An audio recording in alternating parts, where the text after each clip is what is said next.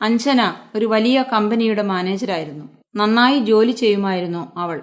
ആ കമ്പനി നല്ലതായി മുന്നോട്ടു പോയി. കുറച്ചു നാളുകൾക്ക് ശേഷം ഏറെ ജോലിയുള്ളതിനാൽ കമ്പനിയിൽ ഒരു മാനേജരെ കൂടി അപ്പോയിന്റ് ചെയ്യാമെന്ന് കരുതി അനിത എന്നു പേരുള്ള മറ്റൊരാളെയും കൂട്ടി മാനേജ്മെന്റ് സെലക്ട് ചെയ്ത് മാനേജരാക്കി.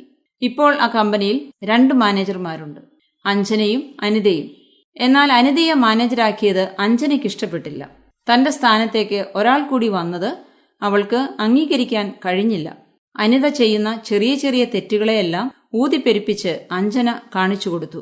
അവളെ ബുദ്ധിമുട്ടിച്ചു, അവളെ നാണം കെടുത്തി. അവൾക്കറിയാത്ത കാര്യങ്ങൾ അവൾക്ക് പറഞ്ഞു കൊടുക്കുകയോ അവളെ സഹായിക്കുകയോ ഒന്നും അവൾ ചെയ്തില്ല. ഒന്ന് ചിന്തിച്ചു നോക്കൂ, അഞ്ജനയും പുതിയതായി വന്നപ്പോൾ അവളും ഈ അനുഭവങ്ങളിൽ കൂടിയെല്ലാം പോയിട്ടുണ്ടാകും. എന്നാൽ മറ്റൊരാൾ പുതിയതായി വന്നപ്പോൾ അവൾക്കത് അംഗീകരിക്കാൻ കഴിയുന്നില്ല. തന്റെ ഓഫീസിൽ പുതിയതായി വന്ന ഒരാളെ അവരെ കരുതുന്നതും അവർക്ക് വേണ്ടിയ സഹായം ചെയ്തു കൊടുക്കുന്നതുമാണ് നല്ല ഉദ്യോഗസ്ഥന്റെ കടമ.